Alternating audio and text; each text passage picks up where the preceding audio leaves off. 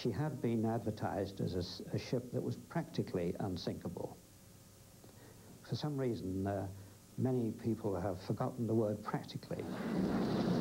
But anything that's big enough and heavy enough with a hole in it that's full of water will sink.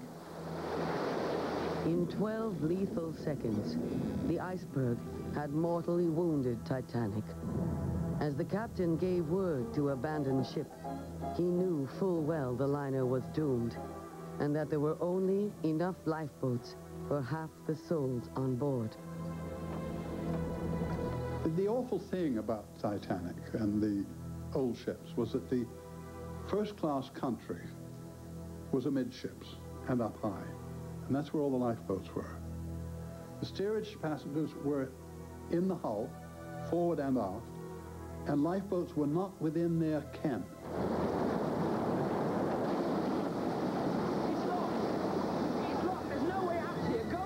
So when the disaster came, they didn't know where to go. They had no idea of the geography, and there were still stewards on the Titanic as the ship was starting to go down who were trying to keep the barriers up and keep the steerage passengers out of first-class country.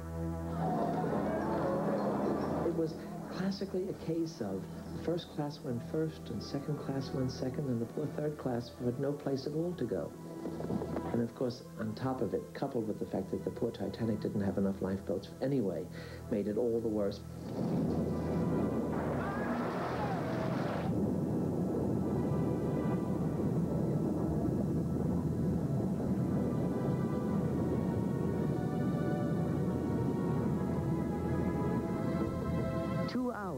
After the collision, Titanic sank 2 miles down to her final resting place.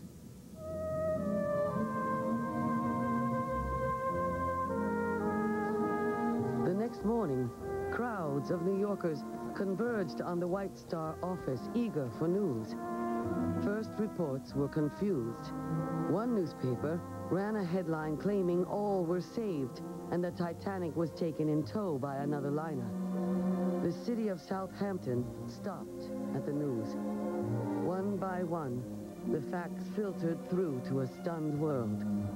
Of the 2,207 passengers and crew on board, 2/3 were believed lost, including the captain. One of the survivors, it was announced, was Bruce Ismay, the chairman of White Star. The news of the tragedy took more than 3 months to reach Kfar Mishki. Only one woman survived. If she had died, we would never have heard the truth, because our friends were not on the passenger list. Titanic's builders, Harland and Wolff, lost 8 of its employees in the disaster, including its chief designer, Thomas Andrews. It was just numbed horror. Guys who had spent their life working on Titanic had seen it grow from a simple plate to a living creature, if you like, put their heart and soul into it. Couldn't believe it had gone. It really, it brought you up short. Shouldn't you realise just that really human beings are fallible and that nothing is permanent. At the official inquiry, Harland and Wolff were exonerated and the quality of its workmanship praised. But the inquiry severely questioned the safety rules of the day, dictated by the Board of Trade, especially the provisioning of lifeboats. During the building of the liners, Chief Designer Thomas Andrews supervised their construction using a single set of plans for both ships. You don't draw the ship twice. You do the drawings for the prototype, which were Olympic. But on the master drawings, he would have changed in the drawings using a very thick red ink fountain pen what he wanted changed for Titanic. Andrews also kept a small notebook in which he meticulously detailed every aspect of the construction. Modifications were made in red, a change to cornices here, to light fittings there. And it's in this small book, forgotten for all these years, that a new detail in the Titanic story comes to light. Harland and Wolff had designed both ships with not only enough lifeboats to accommodate more than 3,500 people, but with spare capacity for a further 65 passengers. But on an adjacent page, the portentous red ink. The lifeboat capacity for the liners had been decimated in the stroke of a pen. But on whose instructions? Lifeboats were seen in those days as necessary evil. They didn't particularly like them because they spoiled the nice look of your ship. So the owner decided the ship would carry the minimum of lifeboats to have a cleaner line on the ship. The boats wouldn't be stacked 3 and 4 deep. If there was a positive legacy of the Titanic disaster, it was the effect on safety at sea. The law was changed to ensure a place in the lifeboat for all souls on board, irrespective of class. The loss of the Titanic had an extraordinary effect on British morale. Dozens of memorials were dedicated across Britain to mourn the victims, and the end of the public's trust in money, machinery, and power. But many people felt that the sinking of the Titanic, a mechanical marvel, unsinkable, going down on its maiden trip, was actually the beginning of the end, the slow decline of the British Empire. So it was a very symbolic act beyond just the ship and White Star and liners. It was a kind of political event in a sense. Castles of the Sea is sponsored in part by... In times of bad news, people look for distractions. In Britain, there was the motor car and flying machines and a new king and queen. But the new king, George V, was distracted too. And like his father, the distraction was his royal cousin, Kaiser Wilhelm II of Germany. In 1913, King George visits Berlin and rides through the streets with his cousin. The Kaiser's speech is tinged with peaceful platitudes, but behind the scenes, Germany presents a different picture. In the great industrial cauldron of the Ruhr, in the huge foundries of Krups at Essen, thousands of workers roll gun barrels off the production lines. Strength the building for a test of strength.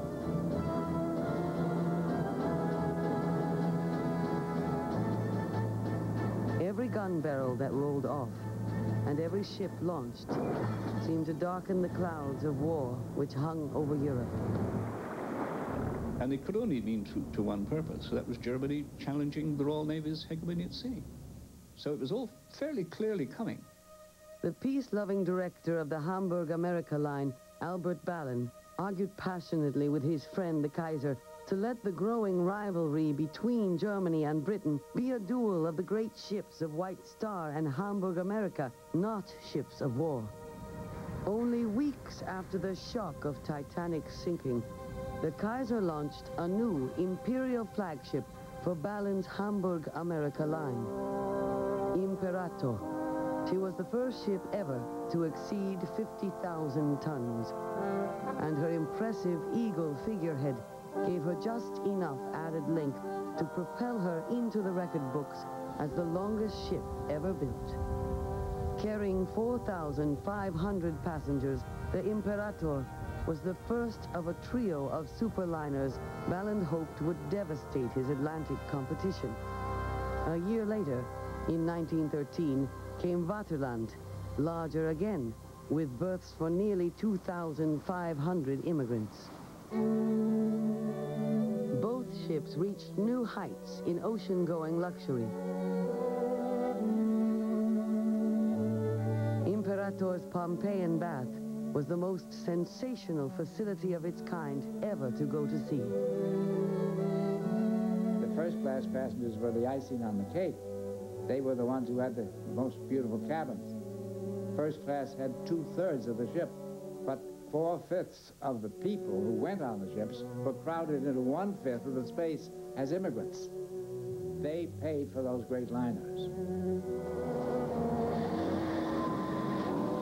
Every year, tens of thousands of people escaping poverty and persecution would arrive in Hamburg from across Europe looking for passage to the New World.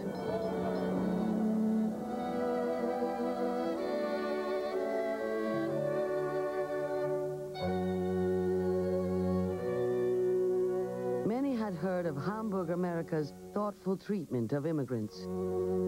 Albert Ballan had created a complete village where immigrants could be housed for up to 2 weeks before sailing. It was fully equipped with a clinic and fumigation center to ensure disease-free passengers. Even the most minor diseases could result in their rejection in America. A resident brass band bade farewell as the travelers set off to join their westbound liners. In turn, Ballan hoped many a happy immigrant would sing the liner's praises to relatives and acquaintances who were to follow.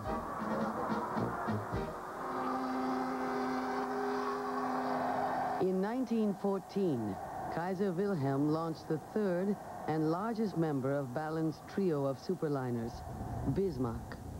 Conceived in a world of peace, Bismarck was launched into a world only days away from Armageddon. On June 28, 1914, Archduke Ferdinand of the Austrian-Hungarian Empire was assassinated in Sarajevo by Serbian nationalists.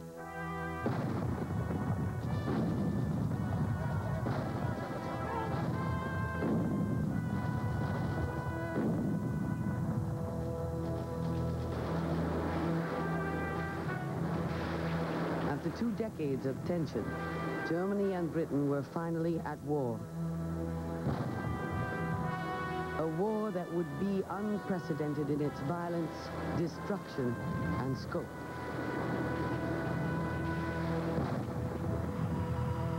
At the outbreak of hostilities, Germany radioed its merchant ships, ordering them to a war footing. Like Britain, Germany had built its liners for rapid conversion to auxiliary cruisers. For more than a decade, German liner captains had carried secret orders, advising them to quickly return to Germany in the event of war. But the early days were a disaster for the Kaiser. Only 5 liners at sea made it back to Germany to carry out conversion. 37 potential ships of war found themselves impounded in neutral ports. Vaterland was preparing to sail from New York when she received word that French and British cruisers were waiting to intercept her on the Atlantic. Hamburg America ordered Vaterland to remain in New York and await further instructions. A few days later, she was unofficially impounded by the United States. One of the few German ships converted was the first German Atlantic Blue Ribbon holder, Kaiser Wilhelm de Grasser.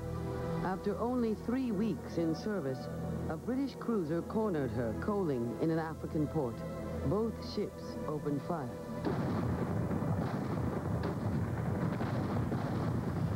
Ironically, the ocean liner that first marked the growing rivalry between Britain and Germany 2 decades earlier was one of the first casualties of the war.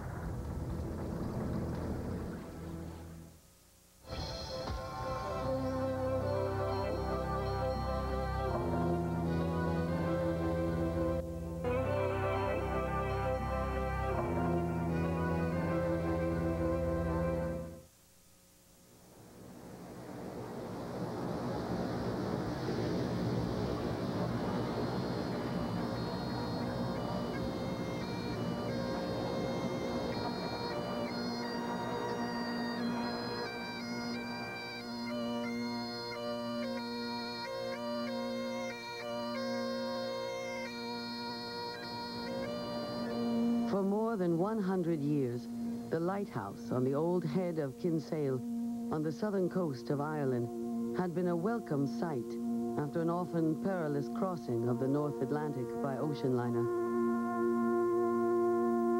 Today, it marks the nearest landfall to the scene of the most dramatic and controversial maritime disaster of the century. 12 miles offshore, in waters 300 feet deep, lies the wreck of Lusitania, one of the greatest passenger ships of her time. Her sinking by a German U-boat in the first year of World War I shocked the world. But Lusitania was not merely a casualty of war. She was a victim of an extraordinary rivalry that had brought about her very existence.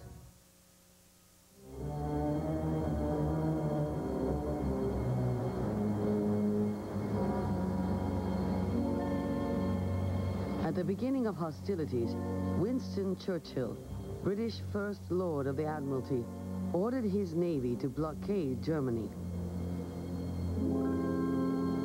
His aim? To starve the enemy into submission. As well as having the world's largest navy at his disposal, Churchill requisitioned scores of ocean liners for war duties. And Winston Churchill, who was First Lord of the Admiralty, was determined that he had this sort of extra fleet at his command, which would be the armed merchant cruisers. The two Cunard giants, Mauretania and Lusitania, had been subsidized by the government for precisely this purpose. But the Admiralty overlooked Lusitania and called up the newer Aquitania. Completed only months before the war, Aquitania was designed as a comfortable, luxurious vessel for the transatlantic run. With guns mounted, exteriors painted gray, and splendid interiors stripped bare, Aquitania and Mauretania were transformed into the fastest auxiliary cruisers on the high seas.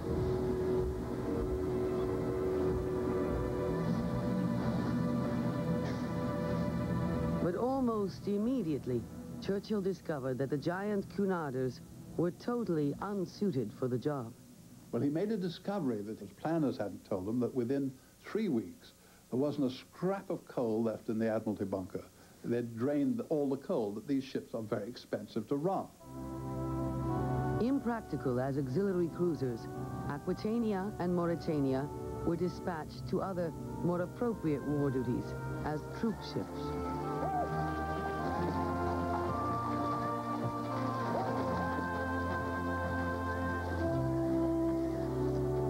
Almost overnight, the fleet of passenger liners that had linked the British Empire in peace had been transformed for trooping duties. With their enormous passenger-carrying capacity, ocean liners would prove to be of great strategic importance in the war against Germany, and they would help accelerate the spread of war to a global scale. Hundreds of thousands of eager soldiers from New Zealand, Australia, Canada, and South Africa set out on a voyage of a lifetime to the front lines of Europe and North Africa. Potential to move troops around by sea isn't just a function of the great liners. We did it with sail and wood throughout the 19th century. We had from the East India Company on in India, and we carried troops to India by the long route, to South Africa by the long routes. But steam and metal transformed that with the rapidity with which you could move them and the scale on which you could move them. The first ocean-going liner to carry troops was the Great Britain. In the mid-1850s, she was converted to transport 1,650 soldiers and 30 horses to the Crimean War. At the end of the 19th century, Empire troops voyaged from Australia to South Africa to fight in the Boer War. But ocean liners served in other wartime roles. Requisitioned as troop transport vessels on the way to battle, they often returned as hospital ships. Dining rooms were converted to bring home the wounded, sick, and even the dead. Wearing the distinguishing Red Cross colors, a ship could claim protection under the Geneva Convention and theoretically become a sanctuary from the carnage.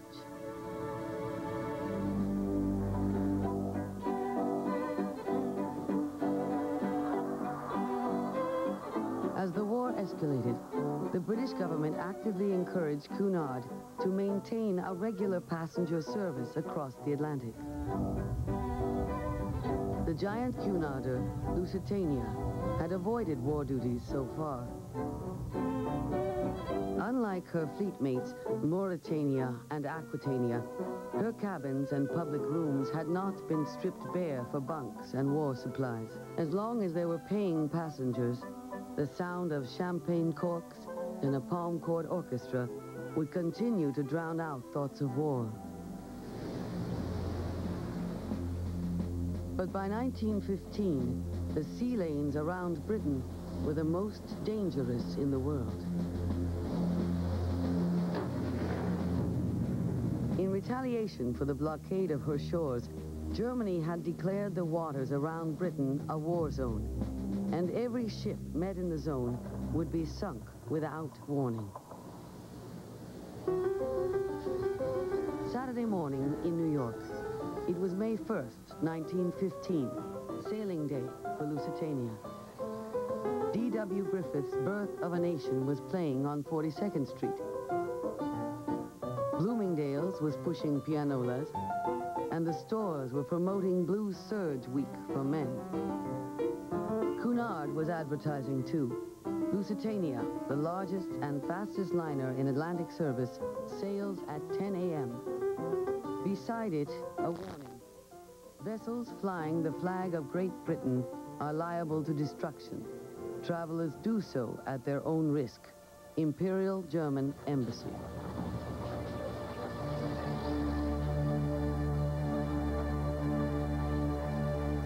Despite the warning, 1,300 passengers arrived at New York's Pier 54 to board the giant Cunarder.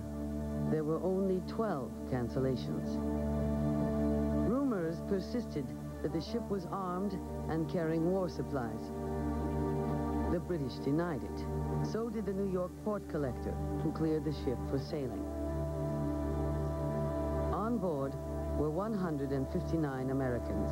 As citizens of a neutral country, it was felt that their presence alone would be the absolute guarantee of safety against any proposed U-boat attack.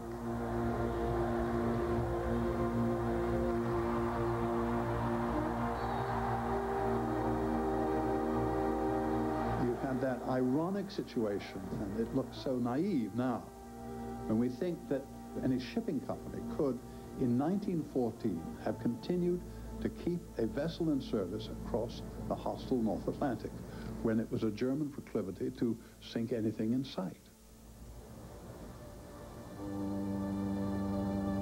5 days later, off the southern coast of Ireland, Lusitania received a radio message warning of submarine activity in the area.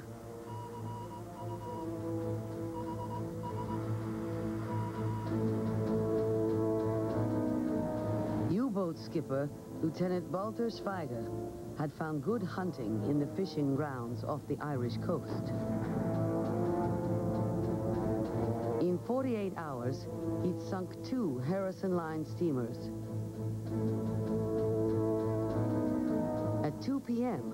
on the 15th of May, Schweiger spotted an enormous steamer with 4 funnels and 2 masts. He gave the order to dive and give chase. At 3 p.m., the unidentified liner changed course to take a bearing off the old head of Kinsale. In doing so, it offered Schweiger a perfect target.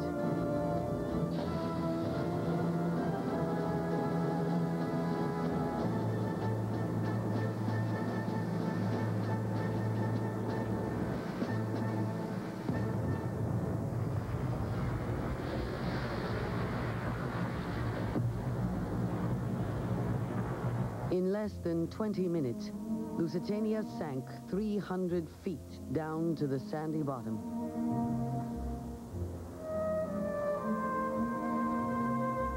The news reached London shortly after 4 p.m., an hour after the attack. Cunard and the London newspapers said details were still coming in, but it appeared that all the passengers had been saved. The next morning, a more accurate picture emerged. Of the 1,918 on board, 1,195 perished. The Irish port of Queenstown had known tragedy before. 3 years earlier, it had been the last port of call for Titanic on her fateful maiden voyage across the Atlantic. Now, townspeople rallied to help Lusitania survivors and deal with the scores of bodies that had washed ashore. 123 Americans had perished in the disaster, including millionaire sporting identity Alfred Vanderbilt and famous theatrical producer Charles Frohman. The disaster stunned America. President Woodrow Wilson wept when told of the sinking. On Wall Street, hundreds of millions of dollars were lost in the market, and Washington was abuzz with talk of America joining the war.